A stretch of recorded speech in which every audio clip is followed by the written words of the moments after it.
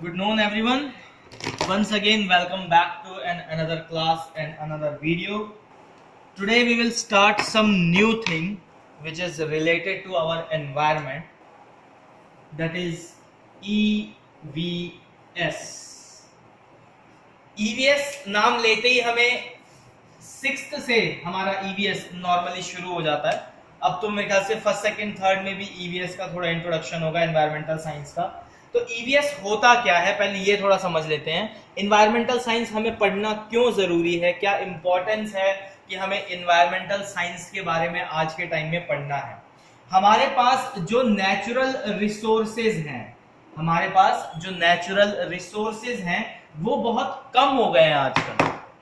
सब कुछ लिमिटेड होता जा रहा है. ऑक्सीजन लेवल डाउन हो रहा है, कार्बन बढ़ रहा है, पॉल्यूशन बढ़ रहा है, और ओजोन लेयर है वो डिप्लेट हो रही है, वो कम होती जा रही है. छेद हो रहे हैं ओजोन लेयर में. आम भाषा में अगर हम बोलें कि भाई ओजोन लेयर क्या है, डैमेज होती जा रही है पॉपुलेशन बढ़ने की वजह से, जिसकी वजह से पॉल्यूशन भी बढ़ रहा है. तो उस नेचुरल रिसोर्सेज को, सनलाइट हमारे पास स्पेसिफिक है, जो हमारे पास नेचुरल रिसोर्सेज में फॉरेस्ट थे जो एनवायरनमेंट को मेंटेन करते थे, वो भी दिन पे दिन कम होते जा रहे हैं. क्यों? क्योंकि हमें डेवलपमेंट चाहिए, हमें रोड्स चाहिए, हमें इंफ्रास्ट्रक्चर चाहिए. तो इंफ्रास्ट्रक्चर चाहिए तो वो कहाँ बनेगा? वो बनेगा लैंड पे. और लैंड पे क्या है पहले से? तो पहले से ट्रीज हैं, जंगल है, बहुत सारे फॉरेस्ट हैं.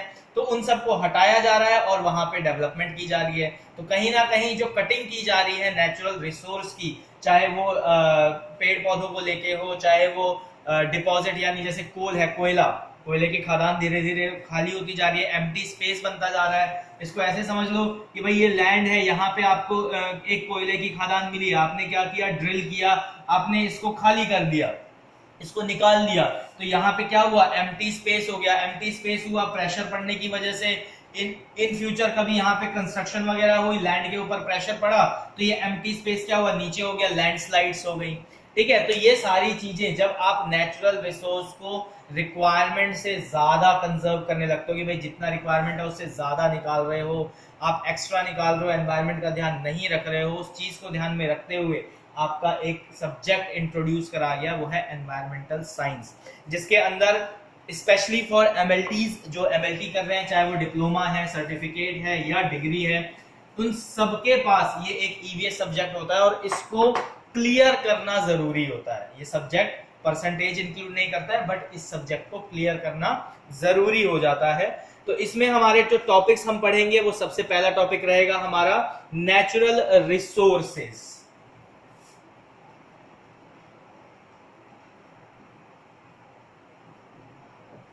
हमारा इसमें पहला टॉपिक रहेगा नेचुरल रिसोर्सेज. नेचुरल रिसोर्सेज क्या होते हैं? अगर मैं सिंपल एक लैंग्वेज में बोलूं, नेचुरल यानी जो नेचर से मिल रहे हैं, जो नेचर से मिल रहे हैं. रिसोर्सेज दो टाइप के हो जाते हैं. एक हो जाता है रिन्यूएबल रिसोर्स और एक हो जाता है नॉन रिन्यूएबल रिसोर्स. शॉर्ट में इसको आरआर और एनआर से आप याद रख सकते हो.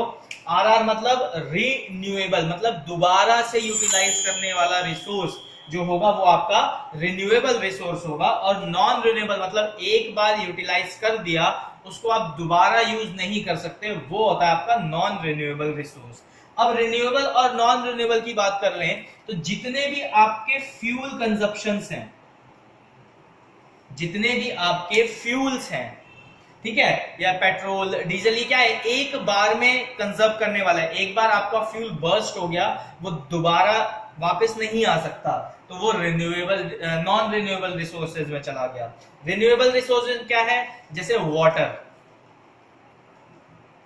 भाई वाटर को आप अगर एक बार आपने सपोज वॉशिंग में यूज किया, उसको फिल्टर करो, उसको ट्रीट करो, उसको फिर इरिगेशन में यूज कर लो, ठीक है, ये आपका रिन्यूएबल रिसोर्स है. प्लास्टिक्स हैं, प्लास्टिक में क्या हुआ, आपने कैरी बैग लिया, अगर वो डैमेज हो जाता है, अब क्या होता है, वो रिसाइकलिंग में जाता है. आपके पेपर्स हैं, ये पेपर है, ये रिन्यूएबल रिसोर्स में काउंट होता है. क्या होता है, रिन्यूड हो जाता है. एक होता है बायो. अब रिसोर्सेज में भी ना एक थर्ड टर्म आजकल आ रखी है, काफी टाइम से आ रही है लेकिन अब बहुत पॉपुलर है, बायोडिग्रेडेबल रिसोर्सेज और नॉन बायोडिग्रेडेबल रिसोर्सेज.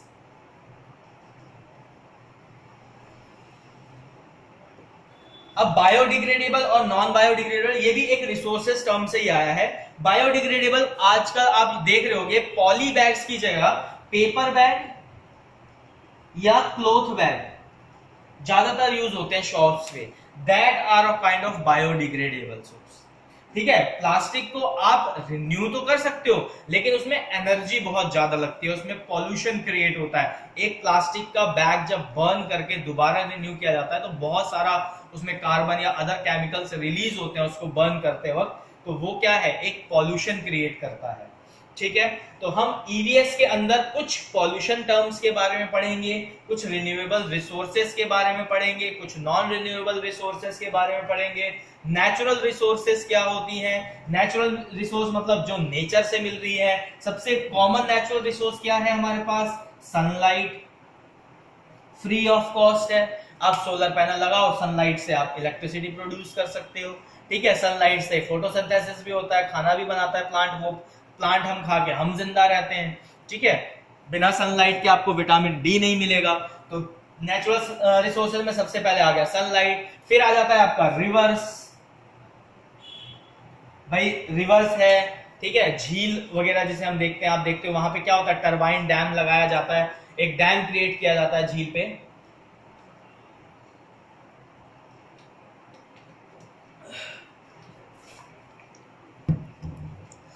भाई नेचुरल रिसोर्स है, वाटर फ्लो है ना रिवर पे, तो वहां क्या किया, एक टरबाइन, ये सपोज एक रिवर जा रही है, यहाँ पे एक डैम कंस्ट्रक्ट किया, यहाँ पे एक टरबाइन लगा दिया, वाटर का फ्लो यहाँ से इस डायरेक्शन में है, तो क्या किया, वो टरबाइन रोटेट कर रहा है, उसके साथ में एक आपने मोटर फिक्स कर दिया।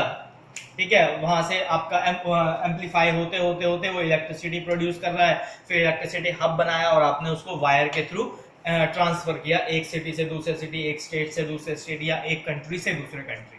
ठीक है, तो ये सारे कुछ रिवर्स हो गए। उसके बाद अगर और भी मैं नेचुरल रिसोर्स की बात करूं तो जो आपका एनवायरनमेंट है, जो टाइम टू टाइम चेंज होता है, भाई रेनी सीजन आता है, समर आता है, विंटर आता है, तो उससे आपके जो सराउंडिंग्स के पॉन्ड्स हैं, लेक्स हैं, वो भी आपके एक तरीके के क्या है, नेचुरल रिसोर्स में आप यूज कर सकते हैं उसको। भाई इरिगेशन करना है, कुछ करना है, तो आपने तालाब, पॉन्ड्स बना दिए हैं। ठीक है, ज्यादातर गाँव में ये चीज आपने देखा होगा कि 3-4 गांव मिलके एक तालाब टाइप बना देते हैं, भाई बारिश का पानी उसमें जमा होगा और फिर हम उसको एक नेचुरल रिसोर्स की तरह यूटिलाइज कर पाएंगे, वहां पे डेली अपने काम कर पाएंगे, एनिमल्स को नहलाना है या खेतों में पानी डालना है या खुद गांव का कुछ काम है, कुआं खोदा जाता है। ठीक है, क्या है, नेचुरल रिसोर्स को बाहर निकालने वाला, यानी फ्रेश वाटर को लेने के लिए आजकल तो सबमर्सिबल्स हो गए हैं, ड्रिल करो, बोरिंग में मोटर फिक्स कर दो, पानी आपका आ जाएगा। तो ये नेचुरल रिसोर्स क्या है, एक फिक्स अमाउंट में है। इसको ऐसे समझ सकते हो कि पर ईयर, आजकल आप नोटिस करोगे या अपने ही एरिया में आप नोटिस करना, जब आप छोटे थे उस टाइम पे आपके घर के पास में जो ग्राउंड वाटर का लेवल था वो 60 फीट 50 फीट पे मिल जाता होगा, आज के टाइम में मोर देन 80 फीट्स पे मिलता है, कहीं कहीं तो 120 130 फीट चला गया है पानी का लेवल। तो वो क्या है, ग्राउंड लेवल जो है वाटर का, जो फ्रेश वाटर जिन्हें हम ड्रिंकिंग वाटर के कैटेगरी में लेते हैं, वो क्या है, धीरे धीरे कम होता जा रहा है। अब आपने सॉइल्स के बारे में पढ़ा होगा अपने स्कूल लेवल में, तो अलग अलग लेयर होती है सॉइल्स की, जिसमें लास्ट में रॉक्स होते हैं और वाटर लेवल भी उसमें शो कर रहा होता है। तो वो क्या है, सॉइल वाटर को फिल्टर करते करते एक एरिया पे फिक्स कर देती है, वो हमारा ग्राउंड वाटर होता है, उसको हम as a natural resource fresh water for drinking के लिए यूज करते हैं या अदर पर्पस के लिए यूज करते हैं। ईवीएस के अंदर आपका ये सारा पार्ट रहेगा। आज की जो क्लास है वो आपकी सिर्फ और सिर्फ इंट्रोडक्शन क्लास है, एक ओवरव्यू हेडिंग के बेसिस पे बताता जाऊंगा कि आपको कितना पढ़ना है ईवीएस में। चलिए शुरू करते हैं।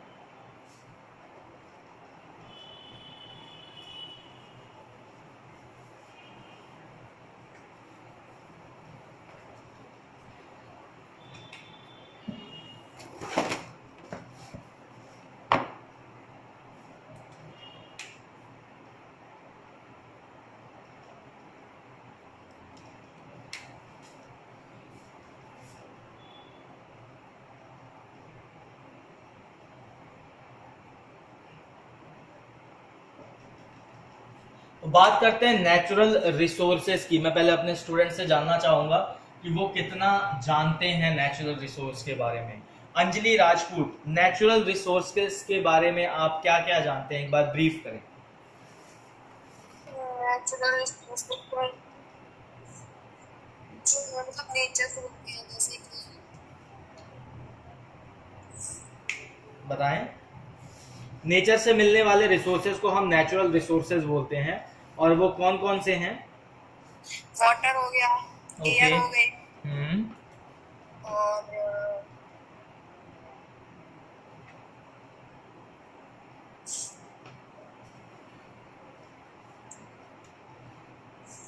वाटर, एयर एंड फूड भी तो होता है, जैसे वेजिटेबल्स वगैरह भी तो मिनरल्स, फूड्स, ठीक है। यस।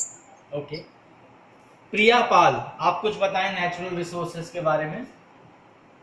सर जैसे सनलाइट, वाटर, एयर और मिनरल वाटर। मिनरल वाटर नहीं सर। आरओ, आरओ लगा है क्या कहीं एनवायरनमेंट में? नहीं सर।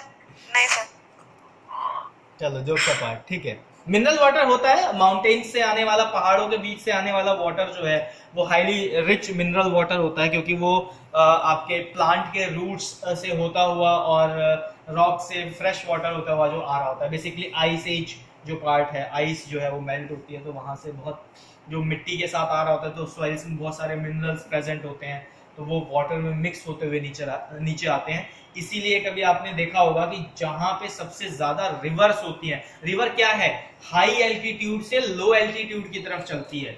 रिवर क्या होता है, ये माउंटेन है, ठीक है, रिवर कैसे चलती है, ऊपर से नीचे की तरफ चलेगी। क्लियर हो गया? तो जो यहाँ की सॉइल है वो उसको साथ में लेते हुए चलती है, तो जब वो लेते हुए चलती है तो बहुत सारी अलग अलग सॉइल्स ले रही है, उसमें अलग अलग टाइप के मिनरल्स हैं, तो वो मिनरल्स को वहां से लेते हुए कैरी करते हुए चलती है। तो आप बोल सकते हो that's a mineral water, but not a kind of RO mineral water. चलो और आगे, विनीत जी आप बताएं कुछ। विनीत सुन पा रहे हैं? हाँ जी बताएं। नहीं भाई नेचुरल रिसोर्सेज हमारे क्या हैं? तो नेचुरल रिसोर्स अगर सिर्फ मैं 2 वर्ड में बोलूं तो सबसे बड़ा नेचुरल रिसोर्स है सनलाइट। बिना सनलाइट के प्लांट्स भी कुछ नहीं कर सकते, बिना सनलाइट के हम भी कुछ नहीं कर सकते, ठीक है। दूसरा है मिनरल। अब मिनरल किसी भी प्रकार के हो सकते हैं, किसी भी टाइप के मिनरल्स हो सकते हैं, एनी टाइप, ठीक है। अगर मैं डेफिनेशन की बात करूं कि व्हाट आर नेचुरल रिसोर्सेज, तो नेचुरल रिसोर्सेज क्या है? Natural resources are that occurs in our nature, वो रिसोर्सेज जो नेचर में आते हैं, बनते हैं अपने से, ठीक है। कैसे बनते हैं? तो ऑक्सीजन एक चेन साइकिल में चलता है, ठीक है, हम लोग कार्बन डाइऑक्साइड छोड़ते हैं, उधर से जो दूसरे प्लांट्स हैं वो क्या करते हैं, उसको लेते हैं, कार्बन डाइऑक्साइड उनके लिए हेल्दी होता है, हमारे लिए अनहेल्दी गैस है, तो वहां से वो ऑक्सीजन रिलीज करते हैं, ऑक्सीजन उनके लिए वेस्टेज है तो हमारे लिए यूजफुल है। तो एक ऑक्सीजन हो गया जो सबसे बड़ा स्रोत है हम लोगों के लिए जिंदा रहने के लिए। दूसरा वाटर हमें मिल ही रहा है, ठीक है। वाटर कैसे सर्कुलेट करता है? तो ये माउंटेन एरिया हो गया, ये थोड़ा प्लेन एरिया हो गया, और ये सी एरिया हो गया, ठीक है। यहाँ पे आइस जमी हुई है, कैसे जमी है भाई आइस? तो सनलाइट की वजह से जो सी और रिवर्स है वहां से क्या होता है, इवापोरेशन शुरू होता है, वो क्लाउड फॉर्मेशन होती है, क्लाउड फॉर्मेशन माउंटेन की तरफ जाती है, वहां जाते जाते उसका टेम्परेचर क्या होता है, कम होने लगता है, क्योंकि लैंड नीचे से मिल रहा है, तो वहां क्या होगा, आपका स्नोफॉल या रेन्स वगैरह होते हैं। तो स्नोफॉल हो रहा है तो क्या हो रहा है, आपकी आइसिस बनती जा रही है, और आइसिस क्या है, जो अर्थ है उसके पोल पे बनती है, एक ये नॉर्थ और एक साउथ पोल है, तो यहाँ क्या है, सनलाइट एक्सपोजर कम होता है, तो यहाँ कम होता है तो क्या होता है, आइस सबसे ज्यादा यहीं पे मिलती है। नॉर्वे एक ऐसी जगह है जहां पे दिन और रात बहुत बड़ी बड़ी होती हैं, कभी तो दिन ही बहुत बड़ा होता रहेगा, कभी रातें बहुत बड़ी होती रहेगी। उसका रीजन क्या है? उसका रीजन है सनलाइट का एक्सपोजर जो पोल पे है वो नॉर्मली जो इक्वेटर्स वगैरह है उस पे नहीं रहता है, ठीक है, इस पे बहुत कम एक्सपोजर होता है। तो ये तो हो गया आपका जी एनवायरनमेंट कैसे सर्कुलेट कर रहा है, ठीक है। अब वो रिसोर्सेज की मैं बात कर लूं कि वो रिसोर्सेज है क्या, that can be produce, that can not be produce by the man. अब भाई क्या आप नेचुरल रिसोर्सेज का मतलब अगर सिंपल और बिल्कुल बेसिक लैंग्वेज में बोलूं तो नेचुरल रिसोर्सेज वो रिसोर्सेज हैं जो हम इंसान नहीं बना सकते। वाटर, बिना पानी के मॉलिक्यूल के क्या आप पानी बना सकते हो? H2O। यानी क्या आप हाइड्रोजन मॉलिक्यूल बना सकते हो? क्या आप ऑक्सीजन मॉलिक्यूल बना सकते हो? तो आंसर है नहीं, आप ये दोनों मॉलिक्यूल नहीं बना सकते, ये आपको नेचुरली मिलेंगे, ठीक है, क्लियर हो गया। तो वो रिसोर्सेज जो इंसान द्वारा नहीं बनाए जा सकते उन रिसोर्सेज को हम क्या बोलते हैं? नेचुरल रिसोर्सेज बोलते हैं। क्लियर हो गया? Yes, sir. ठीक है। अब नेचुरल रिसोर्सेज के अंदर दो टाइप ऑफ रिसोर्सेज आते हैं। भाई ये तो क्लियर हो गया, ये नेचुरल रिसोर्सेज क्या है? जो हमने नहीं बनाए, हम नहीं बना सकते। हाँ, इस नेचुरल रिसोर्स को हम मॉडिफाई करके अपने यूज में जरूर ले सकते हैं, ठीक है। एक सबसे बढ़िया एग्जांपल बताता हूं। जो पेट्रोल है वो क्या क्रूड ऑयल से निकाला जाता है, ठीक है, समुद्र में क्रूड ऑयल है वहां से निकाला जाता है। तो जब क्रूड ऑयल निकाला जा रहा होता है तो उसमें बहुत सारी चीजें बनती हैं। वैसलीन बनती है वहां, जो आप कभी कभी ठंड में लगाते हैं वैसलीन्स, ठीक है, वो वहां से क्रूड ऑयल से मिलती है। पेट्रोल क्रूड ऑयल से मिल रहा है, डीजल क्रूड ऑयल से मिल रहा है। ये तो तीन बेसिक चीजें मैंने बता दी, और भी इसके अलावा बहुत सारी चीजें मिलती हैं। तो नेचुरल रिसोर्स को हमने क्या किया? रिफाइन किया, मॉडिफाई किया कि हम उससे तरह तरह के काम कर सके, ठीक है। तो रिफाइन जब हम करते हैं तो हम नेचुरल रिसोर्सेज को दो पार्ट में डिवाइड करते हुए चलते हैं, ठीक है। कौन कौन से दो पार्ट करते हैं? तो सबसे पहला होता है रिन्यूएबल रिसोर्सेज, मतलब आप उसको बार बार बार बार यूज कर सको वैसी रिसोर्सेज। फॉर एग्जाम्पल पेपर, आपने एक बार पेड़ काटा और आपने एक कागज बना दिया। अब आपने वो कागज को क्या हुआ, वो भर गया, आपने फिर से उसको दोबारा रिन्यू करके एक सेम कागज बना दिया, फिर इसको रिसाइकल करके सेम कागज बना दिया। यानी ये जो है रिसाइकल प्रोसेस है, ठीक है। रिन्यूएबल रिसोर्स क्या है? ये प्रोसेस है किसका? रिसाइकलिंग का। यानी एक बार ले लो नेचर से और फिर बार बार उसको रिसाइकल करते रहो। लेकिन रिसाइकलिंग भी आगे जाके एक फिक्स टाइम पीरियड के लिए होती है। अब आप कहोगे सर फिक्स टाइम पीरियड के लिए कैसे होगी? तो जब पहली बार वो पेपर बनेगा तो उसकी क्वालिटी अच्छी होगी, फिर जब दोबारा बनाओगे तो उसकी क्वालिटी थोड़ी डल हो जाएगी, फिर और डल होगी और डल होगी। क्यों? रिन्यूएबल में भाई आपको एनर्जी उतनी नहीं, एनर्जी ज्यादा लग रही है, बट क्वालिटी क्या है? रिन्यू होके आ रही है, तो उतना फ्रेश प्रोडक्ट नहीं मिलेगा। तो क्या होता है? रिसाइकलिंग की भी एक साइकिल होती है कि आप इसको 20 times, 30 times, 40 times, 100 times, 1000 times, एक फिक्स साइकिल्स है कि आपको इतने टाइम ही आप रिसाइकल कर पाओगे। उसके बाद ये डंप यार्ड यानी एक जगह आपको इसको बायोडिग्रेडेबल करके या उसको एनवायरनमेंट को सेफ रखते हुए उसको क्या करना है? डंप करना है, उसको दबा देना है। डंप करना मतलब होता है दबा देना, एक सर्टेन लेवल पे जाके उसको बंद कर देना कि भाई ये एनवायरनमेंट को नुकसान ना करे, इसी में खत्म हो जाए, ये मिक्स हो जाए।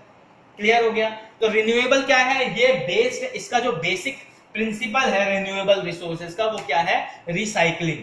एक बार नेचुरल साइड से ले लो और उसके बाद उसको रिसाइकल करते रहो। दूसरा आ जाता है non renewable resources. Non renewable का मतलब होता है कि एक बार आपने ले लिया फिर वो दोबारा आपको लेना पड़ेगा, उसको रिसाइकल नहीं कर सकते, ठीक है। दो कैटेगरी में आपकी वो कन्वर्ट होती है, रिन्यूएबल और नॉन रिन्यूएबल। अब रिन्यूएबल रिसोर्सेज के एग्जांपल की बात कर लें अगर हम लोग कि भाई इसकी एग्जांपल क्या है, ठीक है, तो इसका सबसे अच्छा एग्जांपल है एयर। भाई जो हवा मैंने ली वो हवा आप लोग भी ले सकते हो। कैसे? मैंने ली, एक पौधा है, उसने मेरी कार्बन डाइऑक्साइड ले ली और फिर आपको ऑक्सीजन दे दी। ठीक है, तो एयर क्या है? रिन्यूएबल। इसको और अच्छे से समझ लो रिन्यूएबल रिसोर्सेज में। तो भाई एयर को आपने एक डब्बे में पैक किया, कंटेनर में पैक किया, उससे आपने क्या किया? टायर में हवा भर दी। अब वो टायर की हवा अगर निकलेगी तो ऐसा तो नहीं है कि वो यूज नहीं हो सकती भाई, उसके अंदर सारी चीजें प्रेजेंट होगी। तो क्या है, आप उसको यूज भी कर सकते हो, नेचर में आके वो यूज हो रही है, अभी यूज हो रही है। ठीक है, बाहर बाहर बाहर बाहर बाहर अभी बाहर इधर। ठीक है, इतना क्लियर हुआ? Yes. अब आ जाते हैं वाटर के ऊपर। तो दूसरा है हमारा वाटर। अब वाटर को कैसे समझोगे भाई? एयर तो समझ में आ गया ना कि एक जगह यूज किया भाई, साइकिल या स्कूटर पंचर करने वाला जो अपने कंटेनर में हवा भरता है, वो ऐसा तो नहीं है ना कि वो हवा कभी बाहर निकलती नहीं है, या कभी टायर पंचर नहीं होता तो हवा बाहर नहीं आती है। तो क्या है, आप उसका यूज भी कर रहे हो और आप उसका रीयूज भी कर रहे हो। सबसे बेस्ट और सबसे आसान समझने वाला एग्जांपल जो मुझे लगा मैंने आपको बता दिया। वैसे और भी बहुत सारे एग्जांपल है, ऐसा नहीं है कि सिर्फ एक यही एग्जांपल है, और भी बहुत सारे एग्जांपल है जहां पे एयर का बार बार आप सेम एयर का यूज कर सकते हो। ठीक है, फिर आ जाते हैं वाटर के ऊपर। तो भाई वाटर क्या है? वाटर जो है आपका हर जगह मिलता है। कहां कहां मिलेगा? तो सबसे बेसिक लेवल पे शुरू करें तो एक ग्राउंड वाटर होता है जी। ग्राउंड वाटर क्या किया? अब इसका आप घर में कैसे वाटर को रीयूज कर सकते हो, आप वो देखो कि भाई कई लोगों का जो गांव में रहते हैं वहां देखना कि किचन का वाटर हमेशा ओपन ग्राउंड में छोड़ा जाता है। आप लोगों ने कई बार देखा होगा जो विलेजेस वगैरह घर है वहां पे किचन का वाटर क्या होता है, एक ओपन ग्राउंड में छोड़ाता है। वो ग्राउंड क्या है? सॉइल उस वाटर को एब्जॉर्ब करता रहता है और वो सॉइल से वाटर फिल्टर होते होते होते होते ग्राउंड लेवल में चला जाता है। और कुछ वाटर वहां पे जो आसपास सराउंडिंग्स में ट्रीज हैं वो एब्जॉर्ब कर लेते हैं अपने रूट्स की हेल्प से। ठीक है, तो क्या है? वो वाटर रीयूज हो रहा है। आप अपना घर में कैसे वाटर रीयूज कर सकते हो? तो भाई जो आपने क्लोथ्स वॉश करने के लिए पानी यूज किया, ठीक है, आपने क्या किया? उसको फिल्टर किया और फिर उसको इरिगेशन में यूज कर लिया। एक तो ये तरीका है। दूसरा तरीका क्या है? भाई आपके पास वाटर है, आपको रीयूज करना है, तो आपने क्या किया? एक फिल्टर टैंक लगाया। आप जो नॉर्मल डेली रूटीन का, जैसे आप मोपिंग कर रहे हैं, मतलब आप झाड़ू पोछा कर रहे हैं, उसका जो वाटर है उसको, एक तो है कि भाई आपने क्या किया? सीवेज में डाल दिया। दूसरा तरीका क्या है? आपने उसे फिल्टर टैंक में डाल दिया, वो फिल्टर हो गया, फिर से आपने उसे किचन यूज के यूटेंसिल साफ करने में या आपने इरिगेशन में लगा दिया। ठीक, तो ये सारा एक मतलब छोटे स्केल पे तरीका होता है कि आप वाटर को कैसे रिसोर्स में ला सकते हो, रिन्यूएबल रिसोर्स में ला सकते हो। ठीक है, अब आ जाओ सनलाइट। भाई ऐसा तो नहीं है कि जो सनलाइट मैं ले रहा हूं वो सनलाइट दूसरा नहीं ले सकता। नेचुरल रिसोर्सेज है, ठीक है, और रिन्यूएबल है। मतलब एक बार जो सनलाइट आ रही है वो मैं भी यूटिलाइज कर सकता हूं, वो कोई दूसरा थर्ड पर्सन भी यूटिलाइज कर सकता है। ठीक है, उसके बाद आ जाता है विंड, लास्ट में हवा।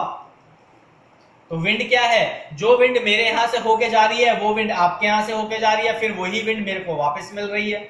हवा ऐसी तो सर्कुलेट कर रही है भाई, एक जगह से दूसरी जगह जाते हुए वापस अपनी जगह आती है। हवा ऐसी सर्कुलेट करती है पूरे अर्थ पे। ठीक है, सर्कुलेशन करने का जो डायरेक्शन होता है वो होता है उसका हॉट एरिया से कोल्ड एरिया, फिर कोल्ड एरिया से अगेन हॉट एरिया। ठीक है भाई, गर्म हवा है ऊपर की तरफ भागेगी, एनवायरमेंट की वजह से वो घूम के वापस आ जाएगी। तो कहते हैं ना भाई, अभी ठंड में ठंडी हवा चल रही है, गर्मी में गर्म हवा चल रही है। वो क्या है? वो मूवमेंट ऑफ एयर है आपका। क्या है? वो टेम्परेचर मेंटेन करती है कई जगह का। ठीक, लू जिसे हम कहते हैं आम भाषा में कि भाई बहुत लू हो रही है, पहन के जाना वरना स्किन बर्न हो जाएगा, जल जाएगा।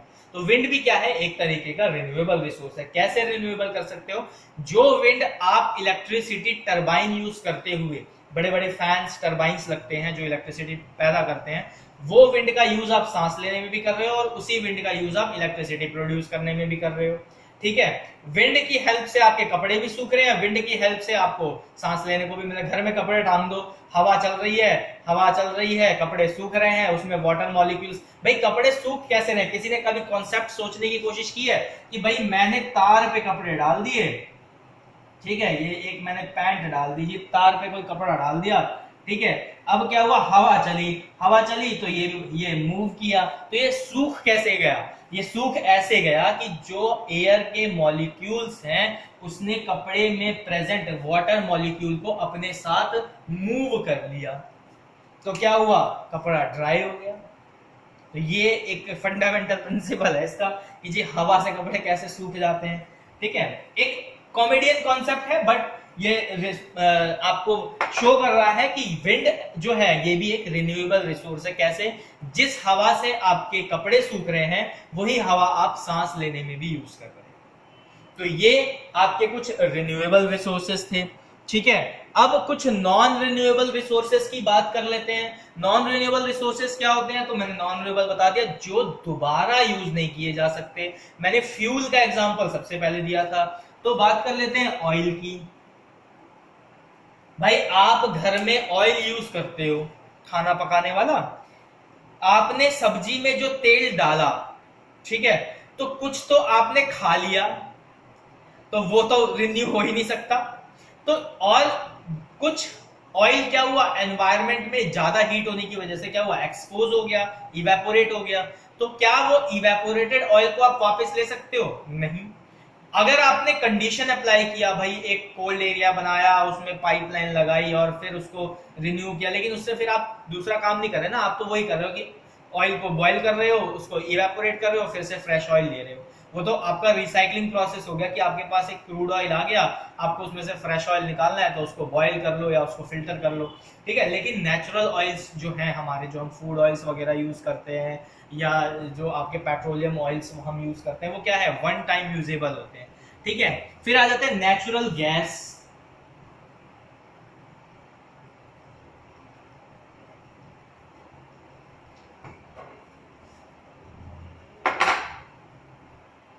फिर क्या आता है हमारा नेचुरल गैस। अब नेचुरल गैस क्या होता है जी, तो नेचुरल गैस क्या है, कोई बता सकता है, Anjali, Priya and Vineet, what are natural gases, sorry what are natural gases?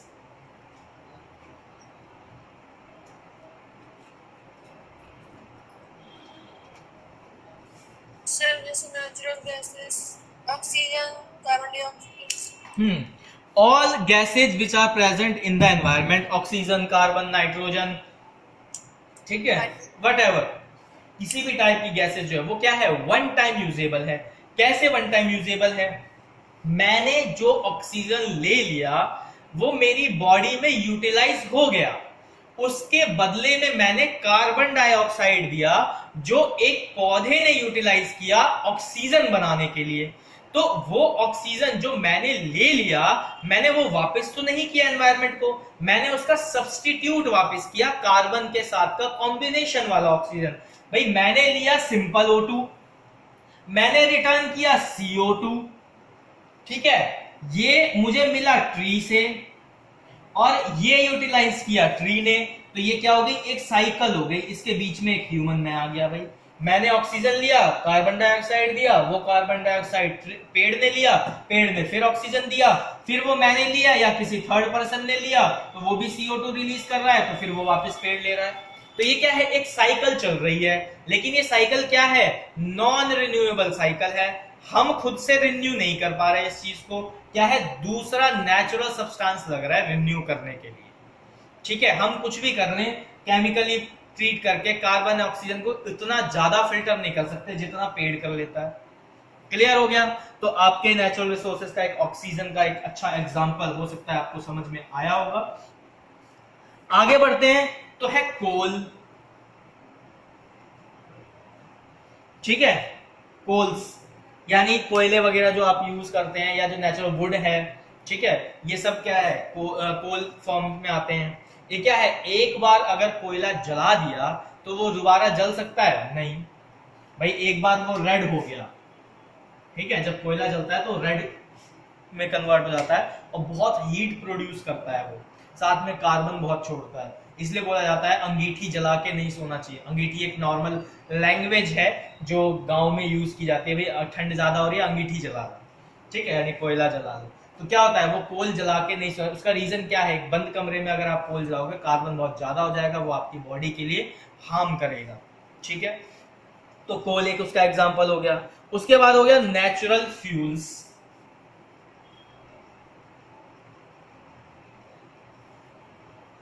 Natural fuels, तो नेचुरल फ्यूल्स क्या है? Natural fuels same again your जो फॉसल फ्यूल्स हैं उसकी बात की जा रही है, यानी जो क्रूड ऑयल्स वगैरह निकाले जाते हैं, ठीक है, या कोकोनट। अब ऑयल में फूड ऑयल्स आ गए थे, नेचुरल फ्यूल्स में जो आपके बर्स्ट कंबशन में फ्यूल होते हैं उसकी बात कर रहा हूँ। ऑयल में आपका चाहे वो आलमंड ऑयल हो, ठीक है, बादाम का तेल जिसे बोला जाता है, चाहे कोकोनट ऑयल हो, ठीक है, चाहे पीनट ऑयल हो, किसी भी तरीके का ऑयल जो है फूड ईटिंग ऑयल की बात यहाँ की जा रही है, और नेचुरल फ्यूल्स में आपके पेट्रोलियम वगैरह की बात की जा रही है। इतना क्लियर हो गया सबको? जी सर। ठीक है। Yes, sir.